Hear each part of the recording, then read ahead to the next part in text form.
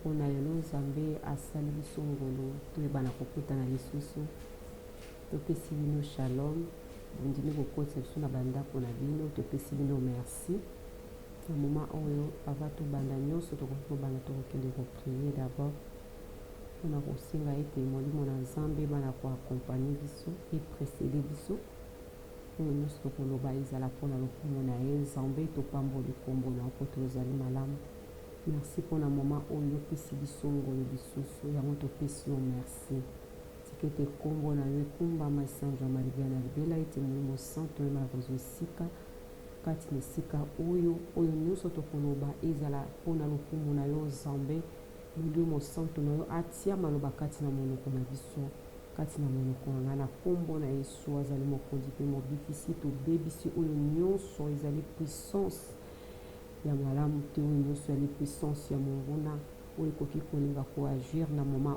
oyo mpona kodetourne attention mpona kokotisa oyo nyonso ezali ya mabe ezala nul et sans effet au nom de Jésus-Christ de Nazareth. Merci Jésus-Christ. Amen, amen, amen. Shalom, que Dieu vous bénisse. Na pourquoi lelo tozali na verset na biso tokotanga tozali na 1 Pierre 3 verset 9 wana tokosenga papa tredon atangela biso lerti na biso na mokolo na lelo. Ne rendez point mal pour mal ou injure pour injure, bénissez au contraire, car c'est à cela que vous avez été appelés afin d'hériter la bénédiction. Touti na kotanga na 1 Pierre 9, 1 Pierre 3 pardon, 9. Papa tredon atangela biso.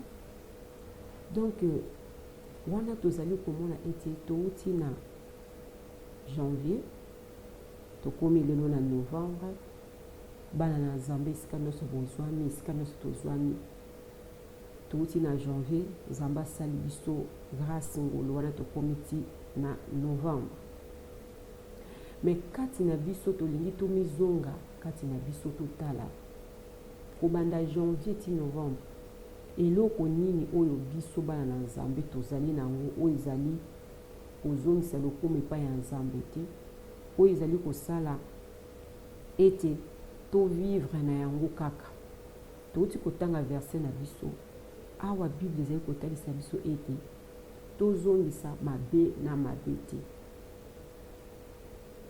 kobanda janvier ti tokomi novembre awa Nzambe azali ko renouveler bonté na ye tongo nyonso. Chaque matin il renouvelle sa bonté dans nos vies.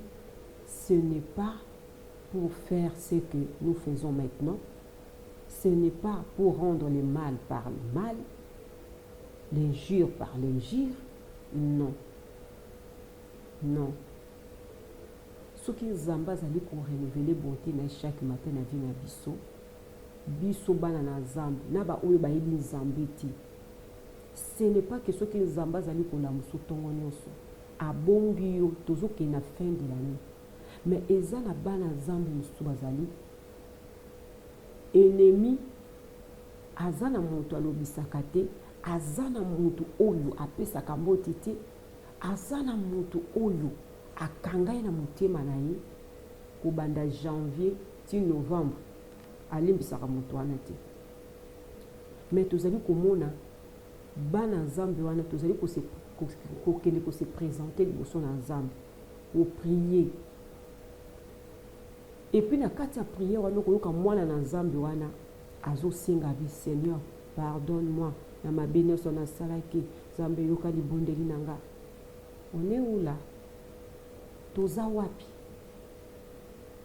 Jésus-Christ apesaki biso lisese wa blobi bato mibale baye ko prier.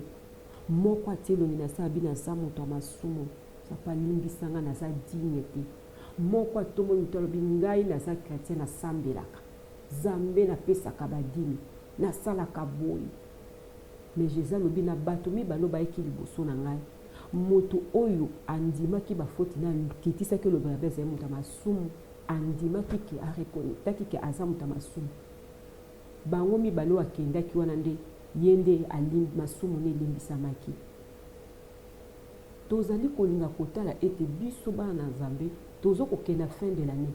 Mais il y a des enfants de Dieu jusque là, na novembre oyo akanga mutu na janvier tif novembre akanga enemi.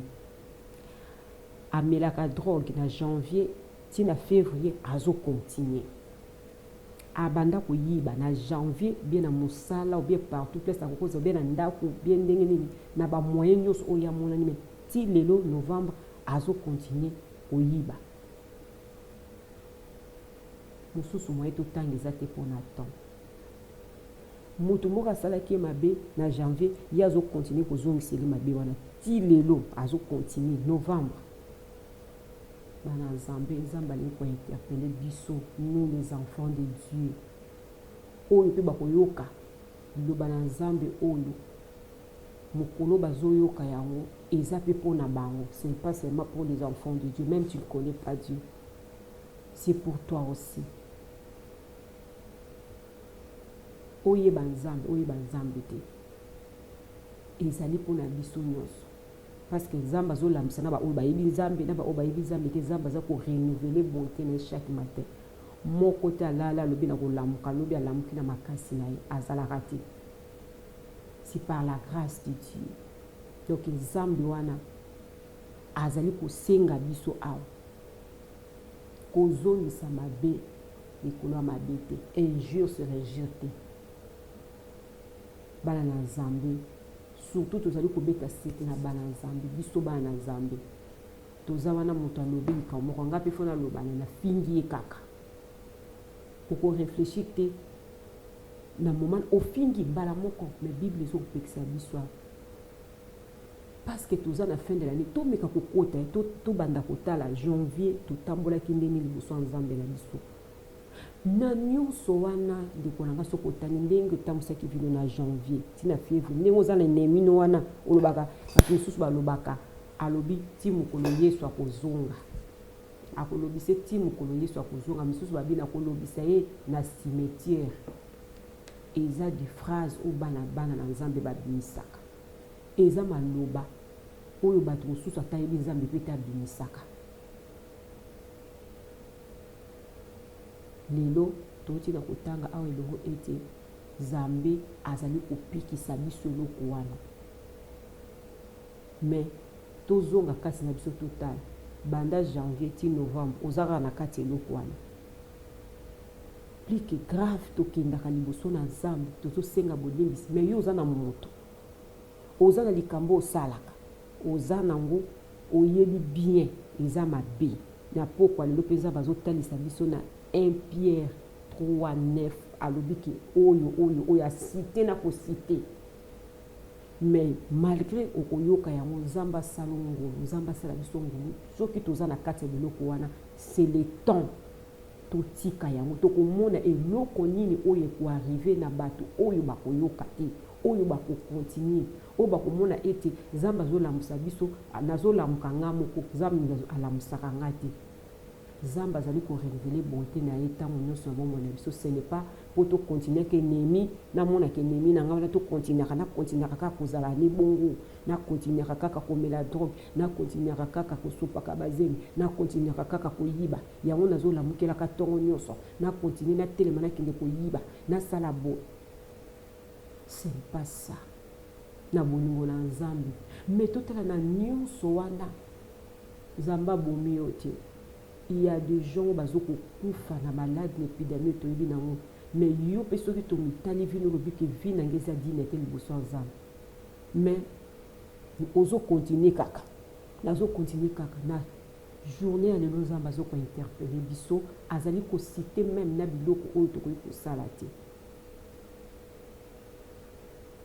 Ndeko na ngai ozala maman pasteur ozala pasteur, je parle pas seulement pour bandimi oni biso nyonso corps de Christ. Nzambe atiki biso te banda janvier ti novembre oyo po tokontinuaka kaka oyo tosalaka wana oyo esepisaka Nzambe te. Non, ce n'est pas ça. Ba oyo bazokufa biso toleki bango na eloko te ata mokie te. C'est par la grâce de Dieu. Et nous, on a les gens qui comprendre que atiki biso janvier ti novembre te mpo tocontinue. Décembre ezali 2001 ezali toyebi te nani akokota nani akotikala. Biso yeyo liboso na nzambe tomikota totala tokanisa eske nzambe azotinda nga nalamukaka na ntongo mpe azotikanga mpo kaka na continue makambo nasalaka, ou bien azopesa ngai nde chance, azopesa ngai grâce ngolu na ye, mawa na ye, mawa ya nzambe. Nzambe aza bolingo azokointerpele biso lelo totika tokota na nzela oyo alingi biso tosala oyo alingi tosala. Mpona baoyo bayebi nzambe te, nzambe azotika yo te po continue koteka drogue, koyiba, koboma bato. Non, po bavie oyo ozolongola yo poza na vie. Nzambe akoki mpe kodécider likolo ya vie na yo. Ce n'est pas seulement toi qui décides sur les autres, non. Dieu peut décider aussi na vie na yo. Pe asali oyo eza volonté na ye, pe volonté ya nzambe soki abi asala moto akokanga aza te, azalaka na conseil te oyo akobanda ete etika nano. Non, nzambe soki aza kotika biso ezali mpo tokontinue kibinemi te, ezali mpo tokontinue oyo ya mabe toza na yango te, ekontinue mpo tokontinue te tofinga oyo afingi nga na fingi, oyo asali bonga nasali. Non, c'est pour la grâce de Dieu. Ezali ngolo ya nzambe nde azosala biso ete tolamukaka tovivre lokola tozali na fin de l'année. Yango wana message oyo nzambe apesi biso lelo toza na novembre, nzambe atiki biso te po toyeba kokontinue oyo toza kosala ya mabe. Nous les chrétiens, nous les pasteurs, les mamas pasteurs, les prophètes,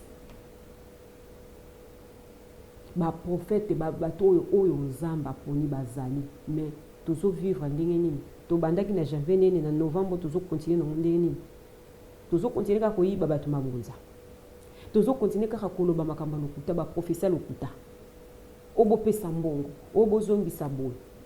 Ndeko na ngai prophète nzambe azolamuso kaka mpo kontinue kokosa bato, mpo kontinue kopakola bato mafuta. Des enfants de Dieu, biso bana na nzambe toyebaka esika nini tozokende kotia makolo. Prophète wana okendaka na bayebi ke eza ya mabe, yo moko mpo monaka makambo mosusu nzambe me azolakisa ke eza ya lokuta, me okangama kaka nde lelo nzambe azotiko na bomoi mpo kota na nzela wana oyo azomemo nzela ya libungi bien bien. Non, tosala oyo ekozongisa lokumu epai ya nzambe par la grâce de Dieu. Na ngolu ya nzambe tokoyeba na komona eloko nini bien ndenge nini nzambe amonelaka biso. Biso bato tozobengana bakretien, biso bato tosambelaka mikolo nyonso, ozoboya kolimbisa moto. Eza na bato azoboya kolimbisa moto, me ye chaque pokwa mikolo nyonso nzambe limbisanga, nzambe limbisanga, nzambe limbisa. Me ye banda janvier ti novembre kanga moto kanda, banda janvier ti asalaka kaka ya mabe wana, me ye moko kaka mpe moto liboso nzambe limbisanga, nzambe limbisanga. Bible yobi na biso oyo akotubela masumu mpe azwi mokano ya kotika, oyo akolimbisa ye mpe bakolimbisa ye. Oyo akolimbisa te ndeko tika kaka kosenga pardon, yaka kaka soko ye bandaka kosenga biloko lingo senga pardon, kosengaka pardon te. Po soko ozosenga pardon tokomona na simeloko nini nzambe amona, ndenge nini nzambe amonaka biso.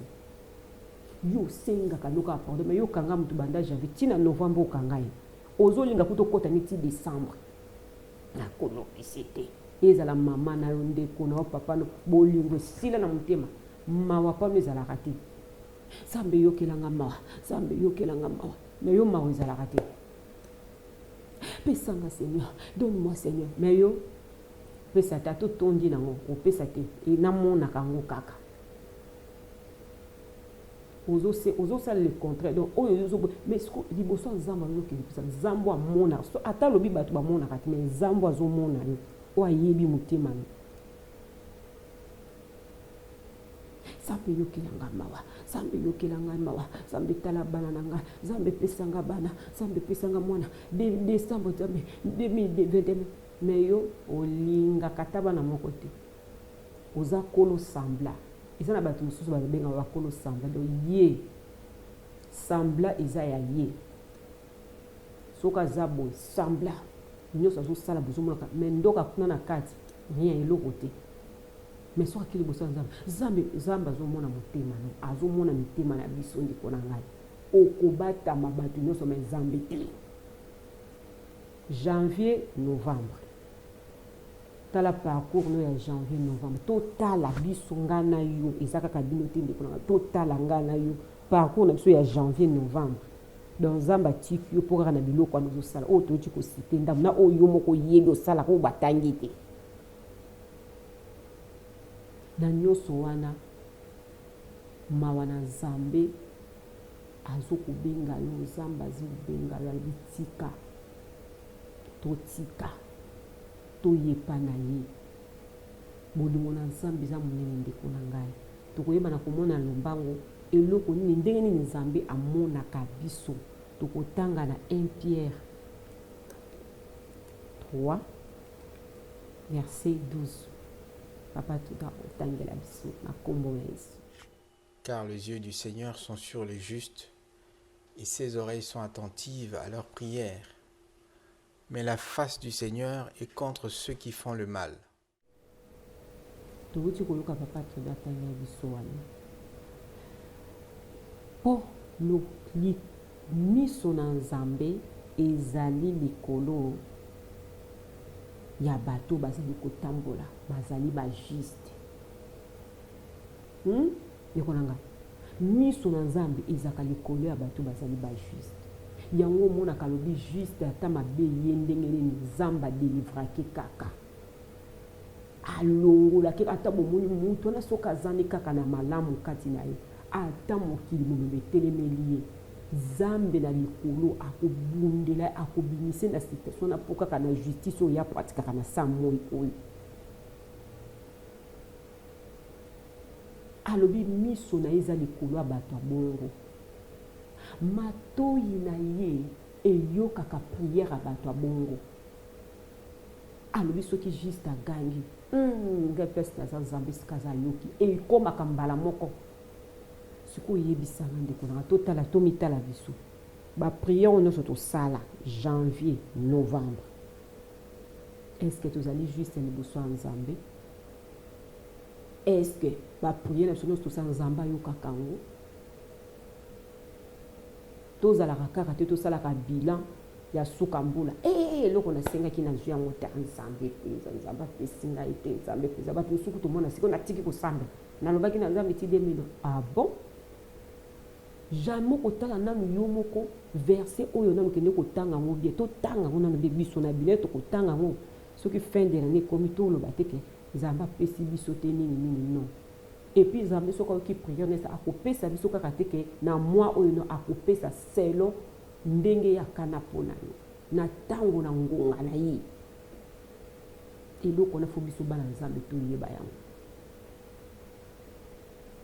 nzambe atiaka miso na ye na baoyo bazali juste et puis litoi na ye eyokaka bapriere na bango tomitala janvier novembre totambola ye ndenge nini estce nzambe ayokai bapriere na biso estce miso na ye ezalaki likolo na miso na ye ezalaki likolo na biso ayoki bapriere na biso estce miso na ezalaki likolo na biso yango wana ndeko na ngai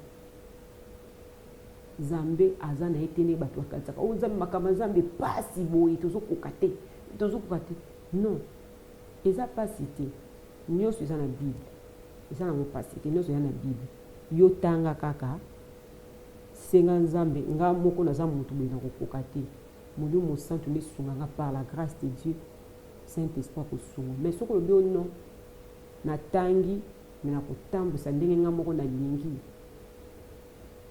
okomona mpe kaka ane bato mosusu mpe ekendaka ane eza teke mpo nzambe azozela na ta na ye te eza ke mpo ye moko azopratike na ye justice te moye nzambe atia miso ne likolo na ye eza te moye mpe nzambe ayoka priere ne eza te ye moko aza obstacle nano asala biloko moko ya grave ata ye moko na bapriere ata liboso ya moto te ye moko atikala kokonfese te azokokonfese ate eloko te alobi na bomba ngo na motema ata ye moko akokoloba ngo te ata kokende mpa mosala na nzambe tala mosala na nzambe nasalaki bepriere mpo na nga te ye azokontinue kaka koyebisa bato nyonso nazoteleke mpa nzambe nzambe akopesanga nzambe na nga kosala bato bazokompa te pourkui nzambe nde azosala te ndoka ye moko akonfesa te aloba yango te même ye moko soki aza ye moko akonfesaka te. Donc janvier novembre tosalaka kaka bila fin de l'année te boye na boye non nzambe na biso asalaka apesaka ayokaka alobi na biso ayokaka baprière et puis miso na ezalaka likolo ya bajuste. Alleluya.